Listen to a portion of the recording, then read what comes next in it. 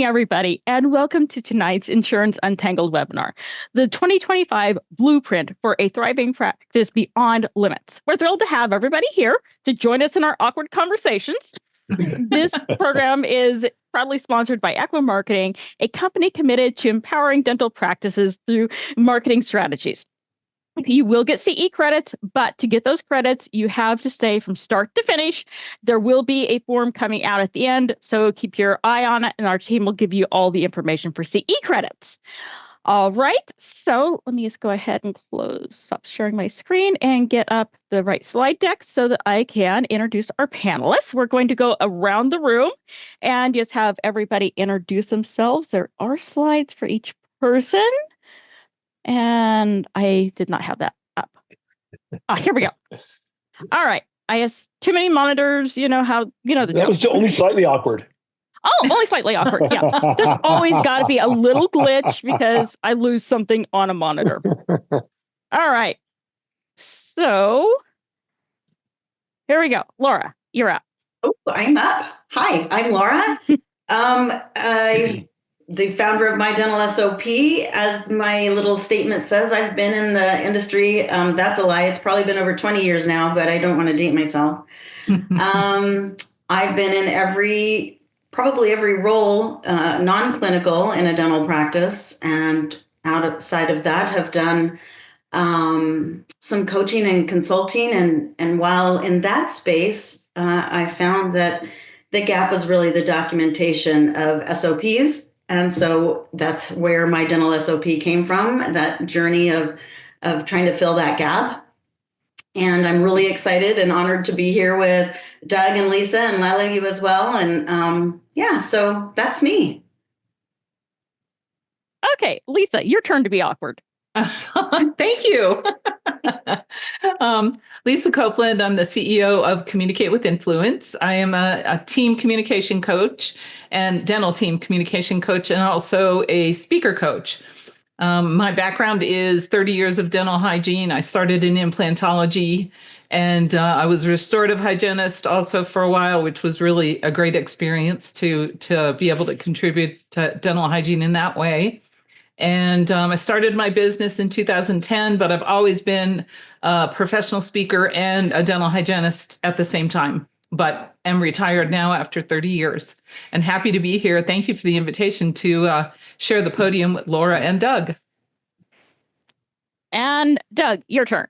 Okay, I'm going to read this word for word. Just kidding. I want to be awkward. Hi.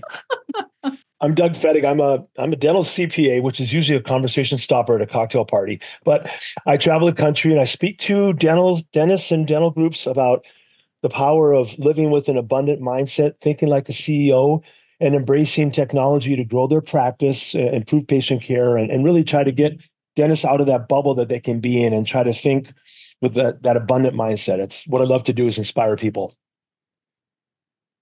Wonderful. Okay, and for those who joined us a little bit late, the whole awkward joke was because somebody said they was enjoying our awkward conversation. I thought maybe people would be wondering why we were talking about being awkward. All right, so let's go ahead and jump on in to our questions. Let me there's my Word doc. All right, so let's go ahead and start with Laura. What do the statistics show about how poor onboarding and training impact employee retention? Well, like Doug, I love numbers, and statistics are numbers that around retention is not great in our industry. And onboarding plays a critical role in that. I was surprised to learn that 88% of employees say their employer did a poor job. And from what I the offices I've been in and around, onboarding is a significant stumbling block. So with that statistic, only 12% believe that their organization does onboarding well. That leaves a lot of room for improvement. And I think the other most as startling as that is that 20% of turnover happens within the first 45 days. So if you, for most practices, if they even do a 30, 60, 90, that means they're not even halfway through their training before turnover starts happening. So, wow. So it's pretty startling. And I think that most people don't understand that onboarding starts before they really even set their bum in their seat for their first day on the job. It starts long before that, and it should be a continuation of the hiring process. And Okay. Lisa, you know, yeah, is directly related to poor communication. right.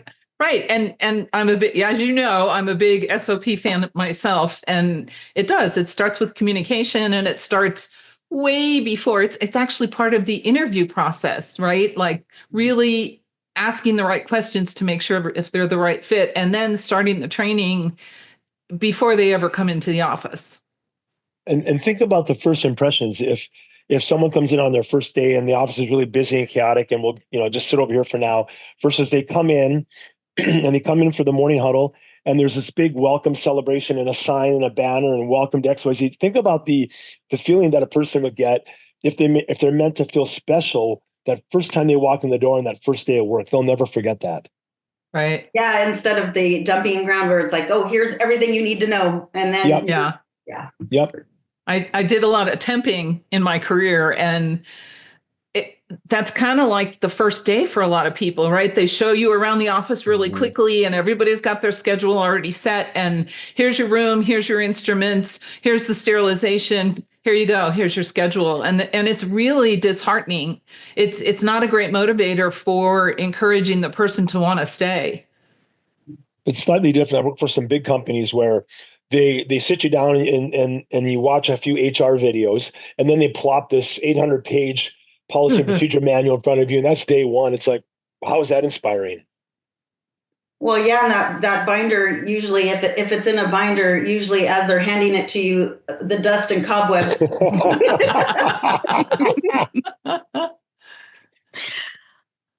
well, that kind of segues into our next question for Lisa about communication. Communication is crucial in the success of any business. In your experience, what are the biggest communications breakdown occur in dental practices, and how can improving communication contribute to long-term growth and profitability? So I think I'm going to give you 3 areas where I see communication breakdown the most. Number 1 is intra-department, right? So the dental hygiene department or the dental assisting department, and you have maybe 3 or 4 employees or team members, and they're not communicating well, or they don't have defined roles, right? And this is true for every department. And then intra-department, meaning the administration isn't communicating with the dental hygienist or the dental assistant or the doctors or the leaders, and nobody's getting the same messages. And so the easiest solution for it, and it's quite simple, is just to have regular meetings, right? Have a team meeting once a month, an all team meeting where everybody participates. Have a morning huddle. If you don't do any meetings at all, morning huddle is probably the most important 15 minutes that you can spend on the day, because it gets everybody on that same page, and you can iron out a lot of the problems. You know, some days your schedule looks perfect on paper or on the computer, and by 10:30 you're 30 minutes behind. Well, you got to talk about what happened the next day so that you don't run into that problem, and then also, preempt any problems that are going to occur throughout the day. Because what I look at as a hygienist is different than what the doctor looks at, than the administration and the assistant. And so you've all got to be there and contribute. Did you have a third point? Oh, did I forget that? I don't know. I know. I did. Thank you. I counted. Oh, thank you for keeping track. One-way leadership, meaning directives from the top down are not very empowering for your teams. And so focus on really creating an environment that really instigates bi-directional leadership, meaning we've all got skills that we're really good at, and we all have skills we're not real good at. So focus on your strengths and become a leader when it's your turn, right? So everybody takes a turn, and not just directives from the leaders or the practice owners. That's 3, right, Doug? Let me see. 1, 2. What comes after 2? Can I throw out one more, a little different angle on communication? My wife recently went to her dentist, and she said that, I can't remember the exact scenario. I'm a CPA, I'm not a technician, but something was happening, and then somebody came in to do some work, and they didn't introduce themselves. They didn't say anything. They just like started doing their thing, and then they left. And as a patient, the way you make the patient feel more comfortable is by communicating to the patient and introducing yourself and explaining the procedure that you're going to do and ask them if they have any questions. So there's to me that fourth level of communication, which is that communication between the team and the patient. Yeah, I include that in part of the patient handoff. Mm-hmm. Like every time you speak with a patient, you should introduce yourself. You should have a name tag on, and you should thank the person that's introducing them. So the handoff to the front desk, right? So let's say I'm a hygienist and I'm bringing my patient up, but she has another appointment with the doctor after mine. Well, I'm going to take her up to the reception area. Laura, this is Mrs. Smith. We're done with her appointment today, but she's also seeing Dr. Jones, and Karen's going to be out in 10 minutes, and she'll go through what they're going to do for you today in that appointment, right? You've got to make it that continual flow to make the patient feel respected and also heard. Yep. Yeah, there's a certain level of safety for the patient in knowing what to expect, what's next.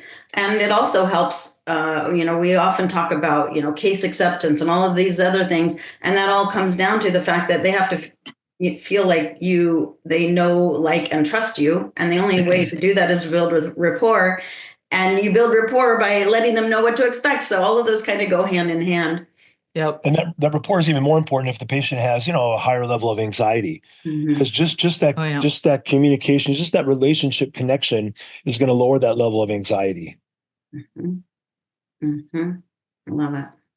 I was at a dentist not too long ago. Well, not long before I moved, and they were talking about lunch all throughout my appointment. They weren't talking to me. They weren't talking about what I was experiencing, what was going on. They was talking about where to go eat lunch. And I definitely did not feel seen or heard.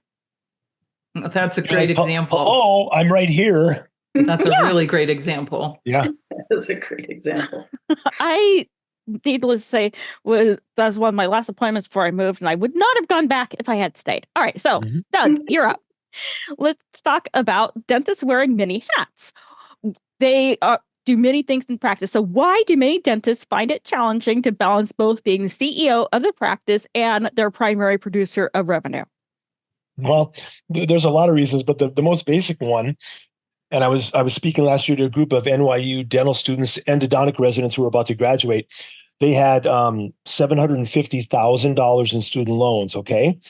And so they go through dental school, and your single one objective is to get your dental license. There's no preparation for business. There isn't any time. There isn't any leadership training. So then they get out, and maybe at a fairly young age, they buy a practice. Maybe they take over their parents' practice. So they become the CEO of the practice without any idea of how to run a business. They may be a great dentist, right, and a great practitioner, but it's a completely different skill set to be a CEO and to run a business. And what I suggest to them strongly is that the only way you can achieve both of those roles is to surround yourself with, first of all, a great team, but also industry specialists. So because you can't hire a CFO, you can't hire a VP of technology, you can't hire a director of purchasing. So you have to you have to use experts to help you grow your practice so you can focus on what you love, which is hopefully dentistry and hopefully being a great leader.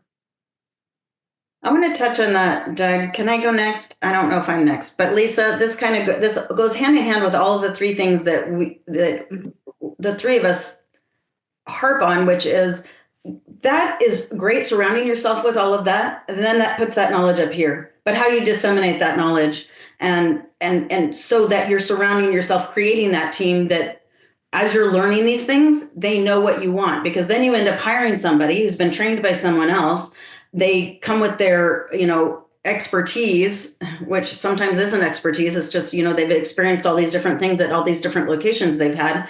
And then, so how do you get those mentors and what you've learned from them into a way that it's really about documenting? And of course, I'm the SOP girl. So I think of it in those terms, where whether you're getting it from a great conference, a great mentor, a great consultant, wherever this knowledge comes from, that's got to be disseminated to your team in a way that then they can act in, and run your practice in the way you want it to be run. Because then that oftentimes leads to a practitioner going, this isn't even what I want, but they don't know how to communicate what they want. So right. Building those SOPs from day one, huge. I think another component of that conversation is get involved in your associations and study clubs and find a mentor, right? Because there are people of all ages there that can lead you through some of the leadership things that they've experienced, right? Learn from their mistakes and become involved, become active, and really get your team involved too. I love when study clubs actually involve all team members. I mean, the doctors do need their own time, but I think it's really important for the team members to hear the same information and interpret the information and then bring it back to the practice and apply it as needed, right? As it fits into your own particular practice. I'll throw in one more thing, if that's okay. So the single greatest reason that a small business stagnates and stops growing is that the leader becomes the bottleneck and the control point for everything. They refuse to delegate. They refuse to allow their team to learn and grow. And so if you have to approve every decision, if everything runs through you, it becomes a bottleneck, and your organization can only grow so big. And so that's the kiss of death for a small business, whether it's a dental practice or a yogurt shop that's trying to grow. Everything, if the more you can delegate, and first of all, if you're a control freak, micromanager crushes your team's morale, right? So the more you can delegate and allow your team to flourish, the better it is for your practice. For sure. Totally agree. And Aqua, we do marketing for dentists, and I see that frequently. I can tell the ones that are going to let their team thrive and have input as far versus the ones that are going to be being hands-on is always awesome. But when every decision is overthought and they have to do it all, it can cause some delays. Yep. All right, so let's turn things back to Laura. How does having a structured onboarding and cross-training program help reduce staff turnover? This kind of plays into Doug's last question. Is a lot of the reason that they can't delegate is because they don't have a training program. They don't have a cross-training. They're not there to support each other. They're there oftentimes to do their own role. I have heard, team members say things like, that's not my job. And so, I mean, that kind of goes back to creating a culture and communicating your expectations. But that training and cross-training, if it only relies upon shadowing something, you're setting yourself up for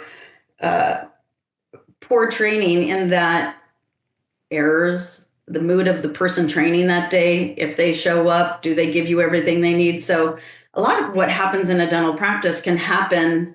80% of it can be automated, and 20% of it can be structured shadowing, so that you don't use up the time of your key personnel in ways that they can be, automated a bit more. Right. Yeah, and that cross training, it's so important. Laura, in your introduction, you said you held every position across non-clinical. I've held every position clinical except the dentist. Okay. And I've been cross-trained to work in the administrative. Well, I was an office manager for a while. And I love that. I love knowing all the ins and outs of the offices. And the more that you can cross-train me, the happier I was or am. And that it's super important, but also from a mentorship perspective, I'm a big fan of reverse mentorship, especially among generations. So maybe you pair a baby boomer with a Gen Z. Baby boomer has really strong social skills. Gen Z has really strong technical skills, and you pair those two together and you're learning from each other, plus you enhance their relationships. Yeah, that's awesome. There's a couple of other. Oh, go ahead. Sorry. No, go ahead, Doug. I was going to say there's a couple of other reasons that cross-training is important. One is that if only one person can do a critical function and they get hit by a bus, well, you're SOL, right? Your practice is screwed. The other is, and I don't want to bring this conversation down, but the other relates to the F word, fraud. And so you don't want just one person doing all the financial stuff and they never take a vacation. And I love Helen, she works 6 days a week, 80. No. Everybody's going to take a vacation. Everybody's going to do somebody else's critical work because you need to have that, just to have that in your back pocket and for a variety of reasons. So you need to cross-train. You need to have critical segregation of duties. And that's how a team grows.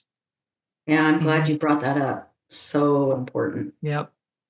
And it seems to me that when cross-training happens, it encourages growth within the practice. You can see that there are steps forward. And the more you know, the more you grow. Right. Well, that's true. Our industry, a lot of times there's not a lot of growth opportunities unless a practice is scaling. But cross-training is a growth opportunity, and it supports our teams. It keeps, burnout, errors, and poor morale, and all the negative things that we could focus on that happen when you're not properly trained or cross-trained.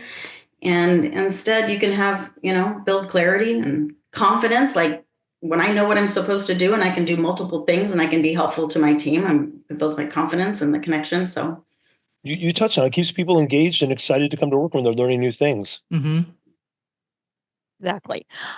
All right, Lisa, you're up. You were talking about associations earlier. So referral relationship through associations and study clubs are vital for general and specialty dental practices. As referral dynamics evolve, how can practices adapt and maintain stronger partnerships and drive sustainable growth? So the referral dynamics have changed significantly because we have so many generations in dentistry right now. And so we've got to focus on evolving the strategies for the study clubs and for the associations, so we're attracting the younger members, right? The baby boomers are leading the clubs right now, the associations and the study clubs, and they're starting to retire. And they don't have younger people coming in as members. And so we have to adjust our sales and make the meetings in a different structure, right? So have online meetings, have breakfast meetings, have evening meetings, get out and do one-on-one meetings with the people in your neighborhood that you want referrals from. And I think one of the biggest things people can do to increase their referrals, whether you're a specialty or a general practice, is figure out, really hone in on who you want to be treating. Who's your ideal client? Who's your ideal patient? Create a one sheet. I work with a lot of offices that create one sheet on the front, you describe your practice and maybe an area that you're trying to grow. Maybe you're trying to grow in implants. And so make that your front side of your one sheet. Here's our team. Here's our number one procedure that we would really like to be doing. And then on the back side, this is our ideal patient. Is it maybe implants during orthodontics, or is it implants for trauma, right? Whatever it is, but you want to really hone in and specialize on that so that you can introduce that to your potential referrals and your referring offices so that they really know who to be referring to you. Love that. That is a great idea. You touched on study clubs. You touched on study clubs. I've spoken to a lot of study clubs, and I think there's a phrase that comes to mind. People respond to incentives. So for a young person who's building a practice and they have a family, you have to give them a reason to take 3 hours out of their day, out on a Thursday night, to go to a study club. So they have to feel like they're getting something of value out of that, whether it's the actual speaker and or some combination of mentoring that they're getting from that. But if the study club, and I'm old, so I can say this, if a study club is a bunch of old people just kind of like, I don't know, talking about the good old days, and it's another guy coming in and talk about implants, you got to give young people a reason to show up for a study club. It's really important. Yeah. And you can incentivize them by having, a postgraduate night. You've got some postgrads that are graduating from a school nearby. You invite them to a spring meeting. You can also have case presentation night where new dentists and younger dentists, older dentists, they can give a case presentation and kind of talk about the things that they're doing within their practice. You can have, do lunchtime meetings. They don't have to be 3-hour meetings. They can be just touch base with the group for 20 minutes, right? And that's kind of how the younger generations operate anyway, right? And so if you go onto my website, Communicate with Influence, I have under resources a calendar for study clubs, a suggested calendar, and how to vary your study club and association meetings so that you are attracting younger generations and really keeping the study club growing. That's a great resource. That's cool. All right. So, Doug, you're up.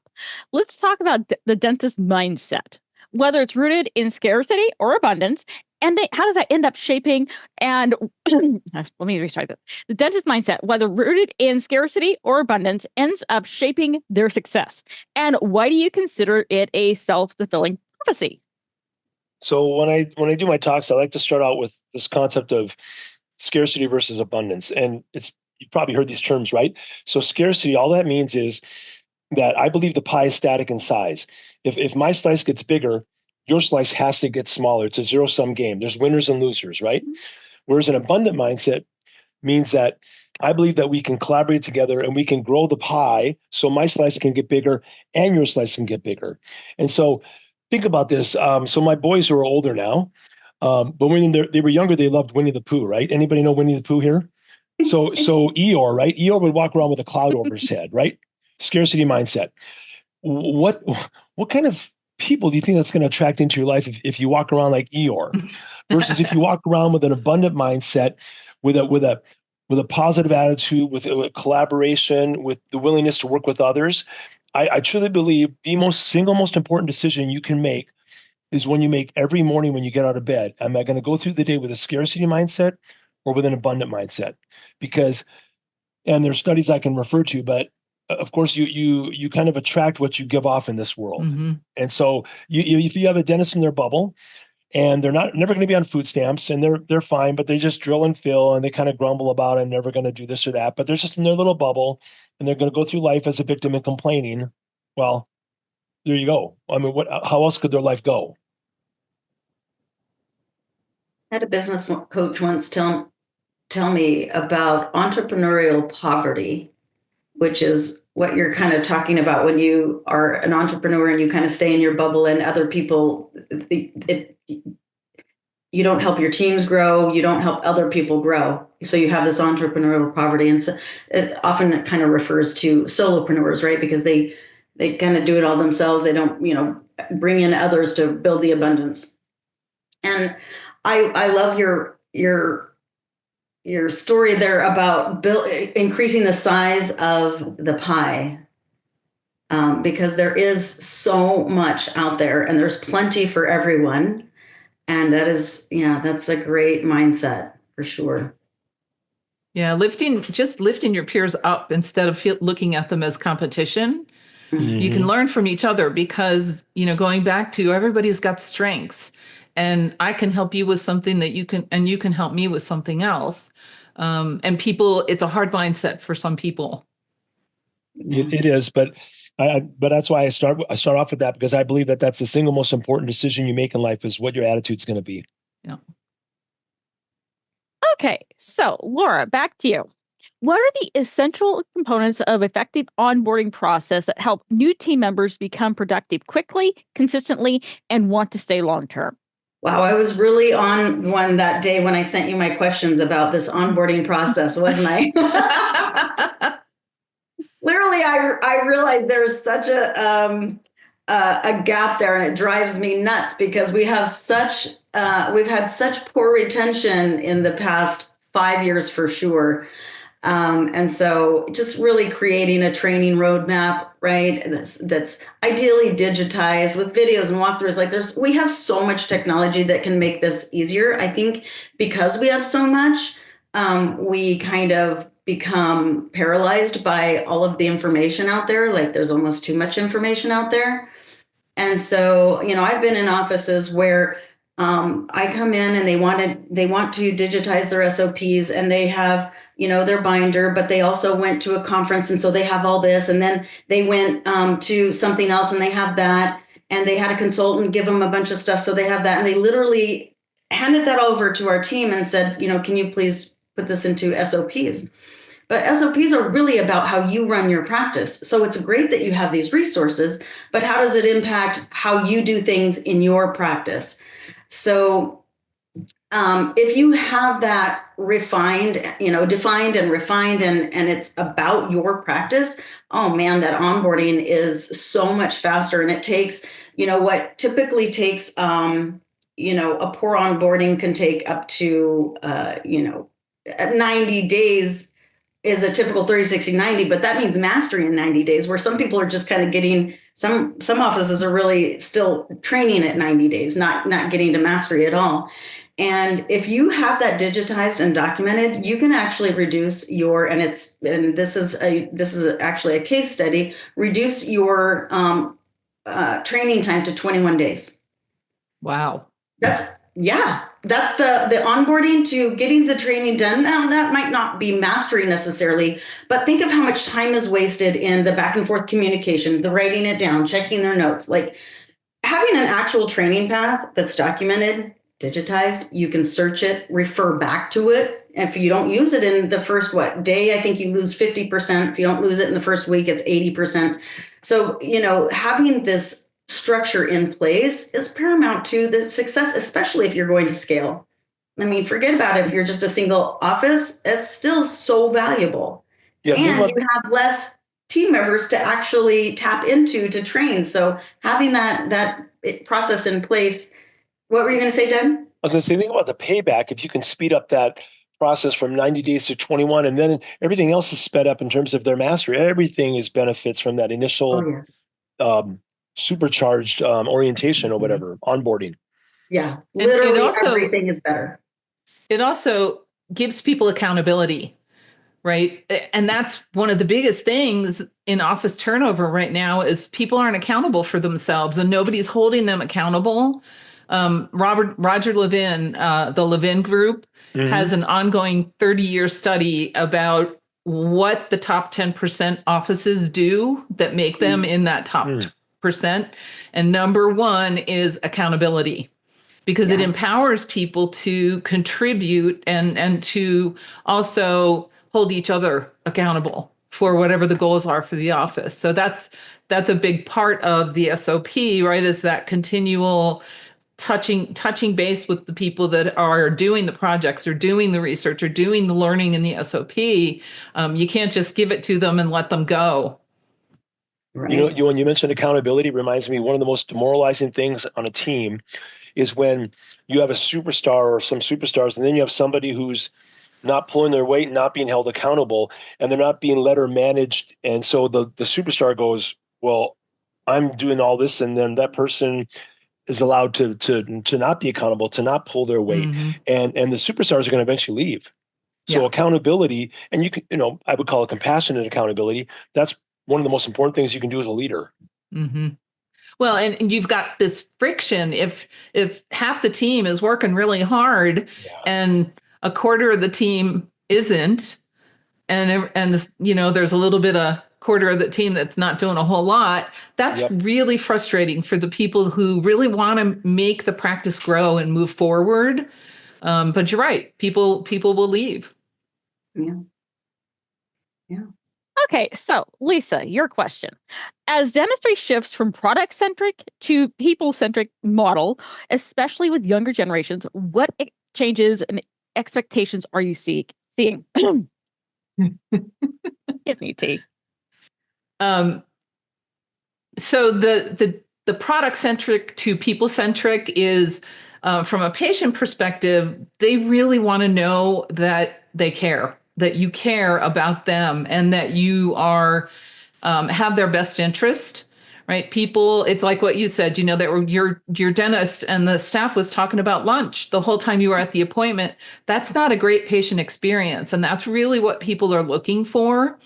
They want open, honest conversations, particularly when it comes to insurance, because they want to really understand what they're responsible for. If we call it insurance coverage, in your patient's mind, it's going to be covered, right? But if we change our language and say insurance assistance, for example, Right. So patients are looking for a more positive experience. From a team member aspect, the team members are looking for engagement.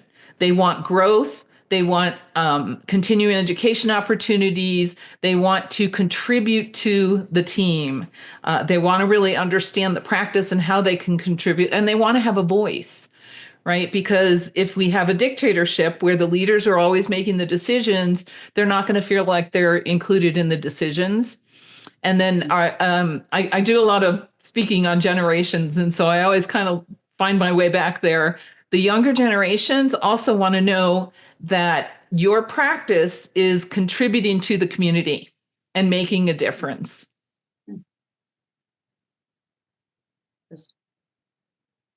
Okay. Laura, Doug, anything you want to add?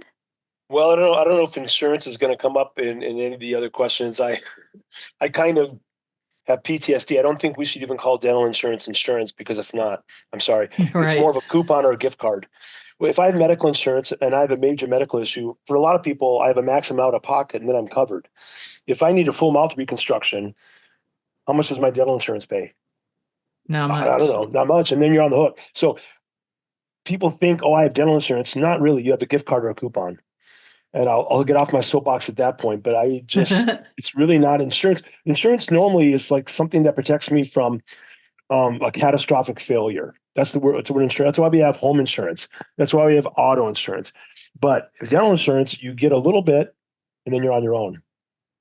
Yeah, that's why I like the word dental assistant insurance. I like that better. Dental, I like that. Dental assistance. Yes. Interesting. So sorry, I dental didn't insurance assistance.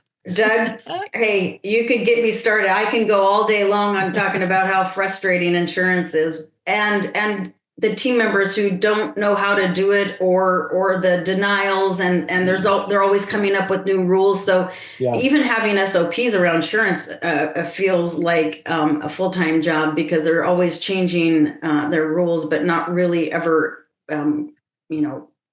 providing. Anyway, yeah. I apologize if I crossed the line and opened up a hornet's nest. Well, let's Teresa said she loves your soapbox. Well, good. Grab your soapbox, climb up on it, and explain that.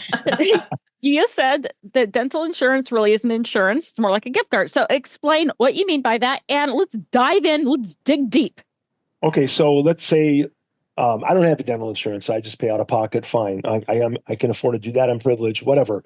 But if someone has dental insurance, you guys tell me, what does that maybe cover 50% of a crown or something and something, and then you're on your own, right? Let's say if you need, let's say you want to get an implant. I don't know, what does dental insurance cover for an implant? Sometimes nothing. Or for an aligners. I don't know what if it covers anything. So if I need, well, let's say I need a knee replacement. I don't know. I haven't had one yet, fortunately. But if I need a knee replacement, I'm assuming that if I have good medical insurance, I pay maybe whatever it is, $3 or $5 grand out of pocket, and then whatever, for good or bad, whatever the rest of that cost is, the insurance company and the provider agree on what that's going to be, and they work it out among themselves, and I'm covered. So that's again an example of why I don't consider dental insurance in the traditional sense of the word. Yeah, and we have Teresa in the audience who deals specifically with that. When just the potential fraud in the way the insurance is set up is a whole other discussion as well. Like it's so hard, again, from an SOP standpoint, really setting your team up for success and how they can administer it properly. And there's a growing trend. I don't know if it's a growing trend. I know a number of dentists who've gone fee for service. They've gone off insurance, and they have some sleepless nights. But I will tell you, almost to a person, in the long run, they're like, it was the best thing I ever did. And they educate their patients, and the patients, if they understand why they're doing it, they tend to stay with them, and it makes their life easier and more profitable. Because let's say someone, insurance company grinds you down on how much you're going to get for a crown. Okay, that takes a toll after a while when you don't get an increase in a crown fee for 8 years or whatever the case is, et cetera. Sorry. Teresa, did he satisfy your soapbox? Well, I could go on. Yeah, positioning dentists. I talk to dentists all the time that are positioning themselves or have dropped insurance, and they are very happy with the decision. Yes. Their teams are happy because now they're not being yelled at because what do you mean I have to pay for this? I have insurance. Yep. No, you don't have insurance. It's called insurance, but you don't have it. By the way, Exactly. when I ask dentists, there are two fundamental pain points. It's always in whatever order. One or two is always staffing, and the other one's insurance. Those are the top two by far. Kick it to the curb and live a much happier, more profitable life.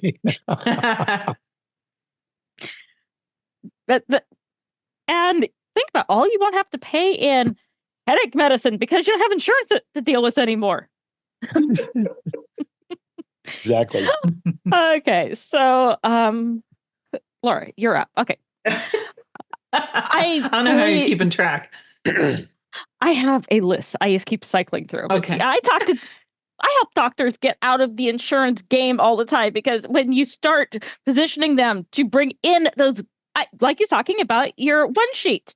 All right, who's your patient? What do you want to do more of? Let's build that website that is going to get you your ideal patient. And then I talked to them a year later and they're like, oh God, that was the best thing we ever did. We dropped the insurance. We have a practice full of perfect patients.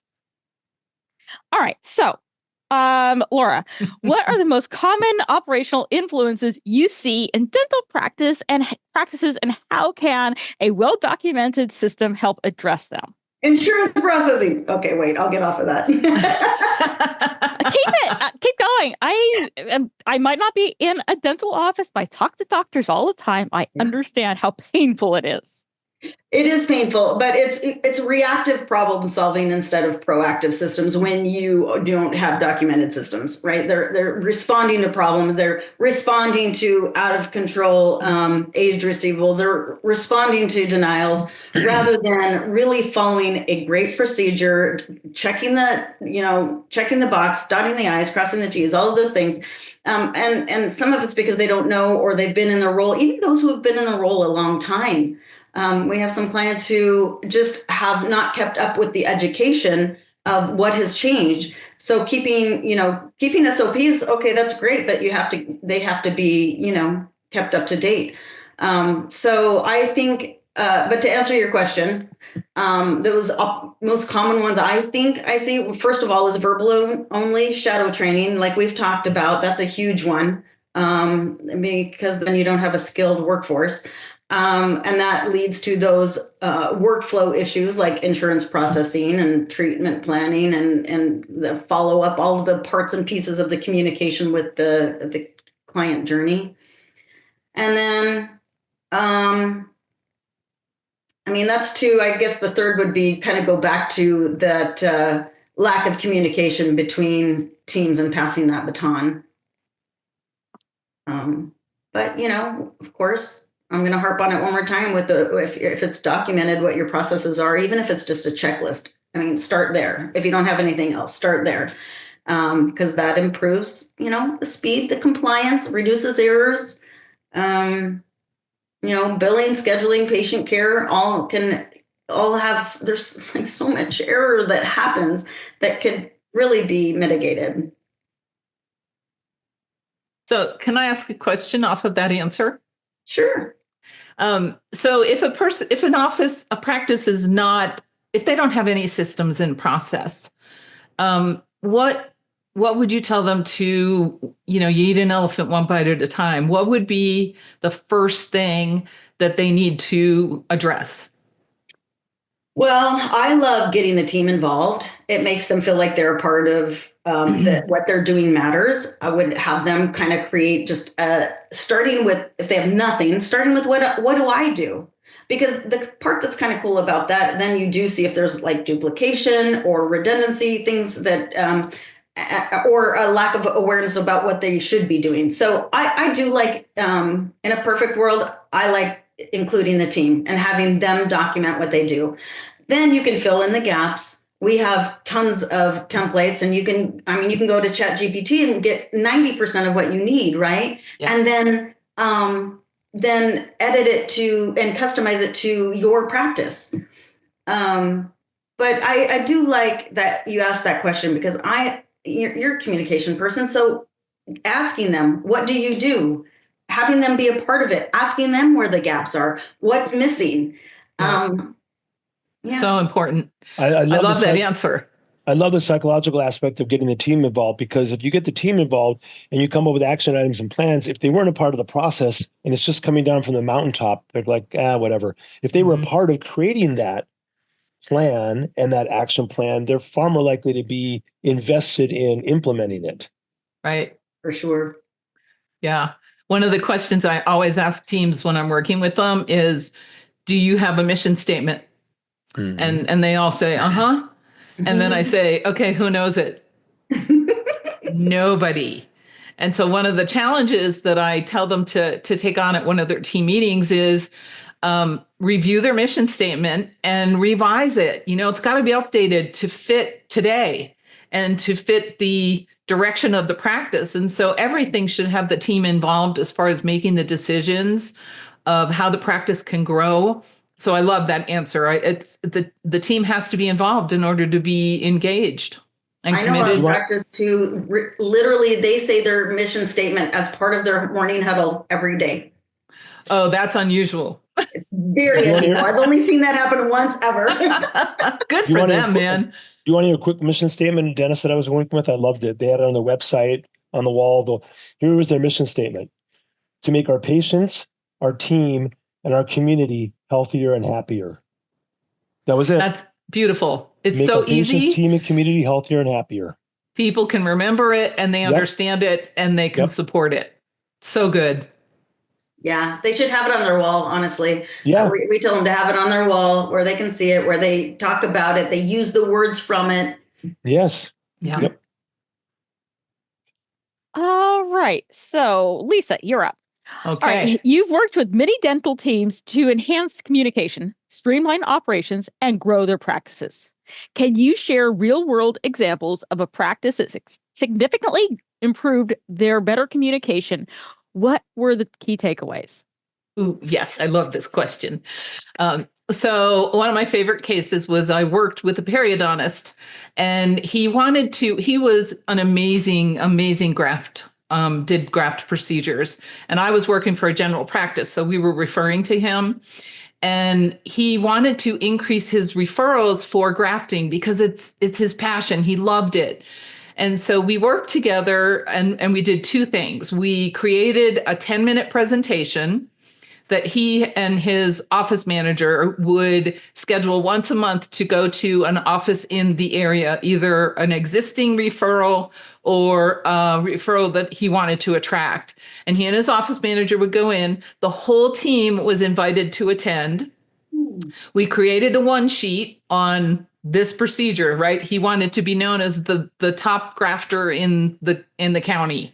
And so we created a one sheet and put that on the front and the ideal client on the back. So who needs grafting? This is who we want to be seeing. This is who we want referred to us. And once a month, they took those one sheets for every single person in the office. They handed one out, and then they gave this 10-minute presentation on the procedure, right? So that they could explain it better to their patients that they were going to refer. I can't believe how quickly he got more substantial referrals. And what happened with that, he was getting more referrals for grafting, but they understood the procedure and the process so much better because the referring dentist explained it first. So they came in for the consultation, they scheduled for the grafting at that appointment versus what usually happens is that timeline, right? Wow. So that's one of my best examples of just really honing in your communication specifically for what you're trying to grow in your practice and get the team involved. Love that. I think that's great for even sharing with your team, like you said, sharing it with their team's fantastic, but really that's great for your own team. Like they really know talk about a mission statement. This is what we do. This is who we want to serve. Like that's incredible. Yeah, it worked so well for him, and the practice grew significantly. And I actually have one of his grafts in my mouth. Okay, Doug, anything you want to contribute to this before I give you your next question? Believe it or not, I have nothing to add. Okay, well then let's go ahead and give you something to talk about. With high levels of student debt and many dental graduates face, is it still realistic for them to become practice owners? Believe it or not, 100% yes. So I like to tell young dentists that the best way to accumulate the most wealth is to buy a practice as soon as possible. So think about it. If you're an associate in a practice, that partner has to get a cut of your production. Otherwise, they wouldn't have hired you, right? If you're an employee and you work for Google, someone's getting a cut of the value you're bringing in, right? Or they wouldn't have hired you. So when you get out of dental school with that boatload of debt, it's important that you don't start living the lifestyle right away. You know, your spouse talks you into buying a 3,500 square foot home and taking the vacations to Cabo because golly gee, you're a dentist now. No, you have to be prudent. But the sooner you become a practice owner, the better and the more control you'll have. People say, well, I want work-life balance. I don't want to be a practice owner. Actually, being the owner is what's going to give you the most work-life balance because you'll have control of your schedule and you'll be able to decide when to bring in an associate, how many days a week you're going to work, what's most important to you, how much do you value money over time. So I strongly encourage young people to not think like the cards are completely stacked against them. Now, granted, I went to college at a time when I played for my first 2 years of state college in North Dakota working construction in the summer. So yes, $750,000 in student loans is mind-blowing. I get it. But what you've done is you've invested, abundant mindset, you've invested in your earning power for the next 30 or 40 years. Pretty good earning power, right? So if you still plan your life prudently and don't live beyond your means, I strongly believe that practice ownership is the best vehicle to live a balanced, joyful life. What do you see being the average timeline? It depends. Sometimes it depends. So let's say you have a young dentist who gets out of school and they have the good fortune of having one of their parents be a dentist. And so they get out with no student loans and maybe they slide into their parents' practice. Now that's like the dream scenario, right? Then the parent retires and event. I'm going to say realistically, it's probably, I'd say 7 to 10 years. You work as an associate, you work your way up, and then you can get into a process where you can buy in over time into a partnership. You might be able to buy in 10% a year, 20% a year. So it doesn't have to be all or nothing. But the key is to join a practice if you're an associate with someone who truly believes in being a good mentor and teaching you and being your guide versus someone who's just there to throw you cases they don't want to do. And, so you need to really vet and join the right practices. That's going to have a huge impact on your future. Mm-hmm. Okay, anything you want to add, Lisa or Laura? Well, I just think Doug's go ahead, answer Laura. inspired me. It inspired me that you said, yes, that's still the way to go because so many want to take that path. And, I think there's a lot of fear out there with the market. So I really appreciate that answer. I think also, I always encourage associates and practices that are looking to sell to work with a company that specializes in finding the person that's the right fit for your office, right? You've really got to do your due diligence because if you hire the wrong person, it's going to cost you more money. They're going to end up leaving. It's going to disrupt the team. It's going to disrupt the practice flow and the practice income. So you've got to be really good about making the decision that, yes, this is the right person and get the team involved, right? They've got to meet them. They've got to be able to, you can go out to lunch with somebody after they've worked a half day and you're going to know if they're going to fit into your team culture. And that's so important because you don't want to do it twice.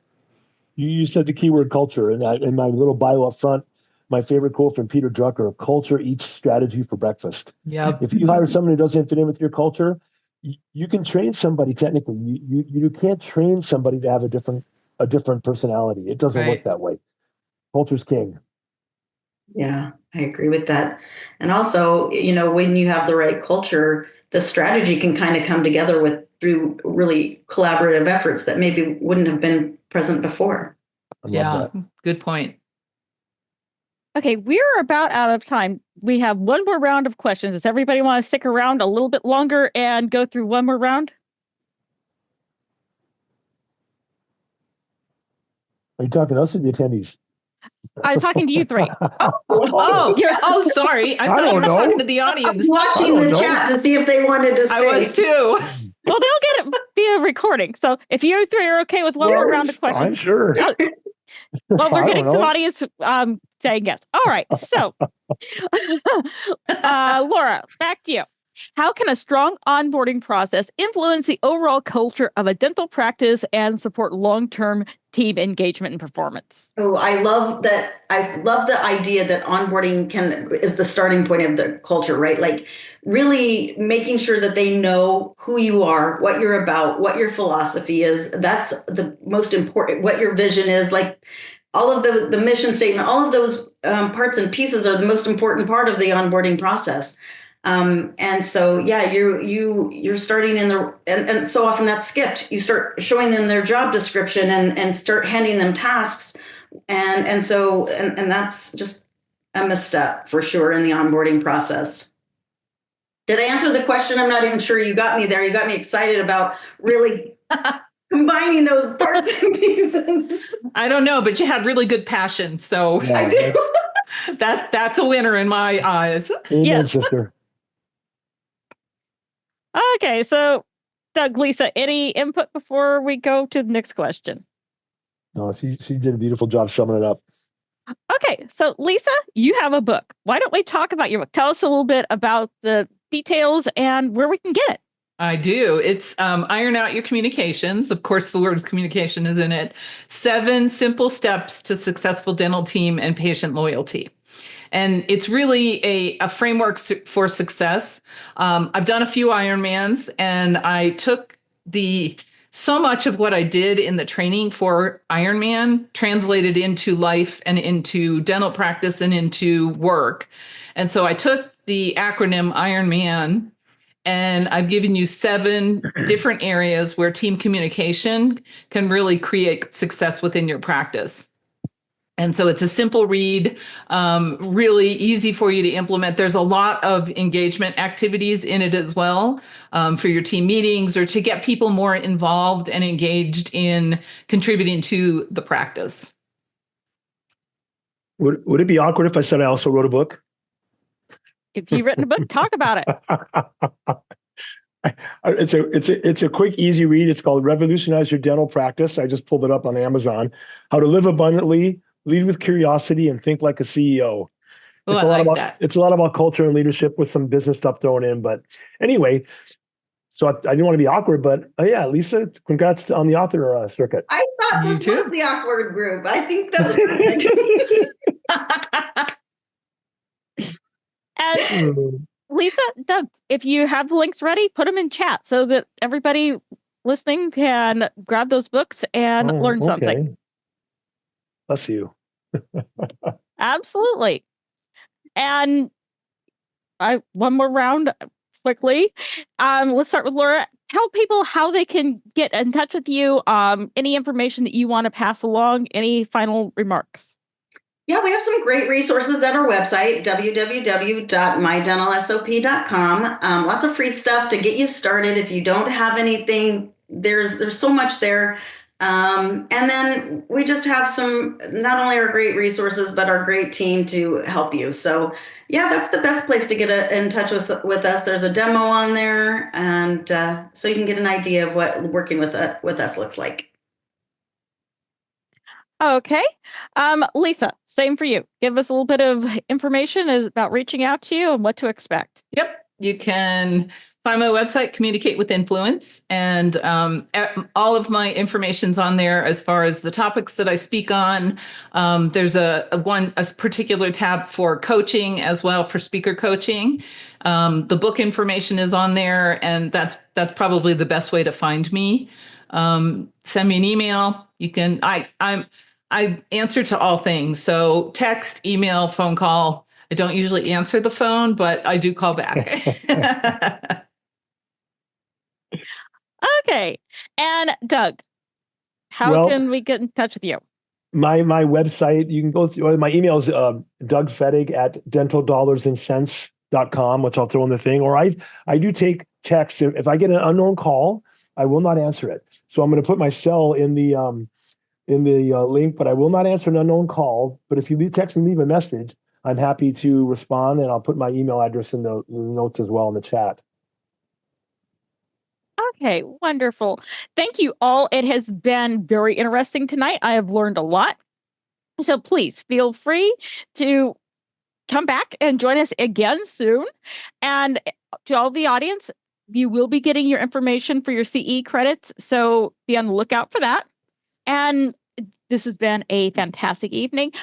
Anybody who's interested in positioning themselves to drop insurance, I love Doug's soapbox. I am fully on board with that. Set up a meeting with me. I will happily position you to have that strong practice. We will work with Lisa's one sheet so that we can figure out what your top performing procedure is, so that we can position you to get out of insurance. Insurance stinks.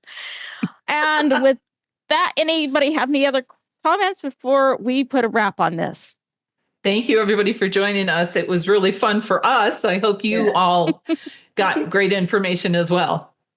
Thanks, everyone. Thanks to the support team, everybody that made this possible. Really appreciate it. Yep. Thank you. It was my pleasure as well.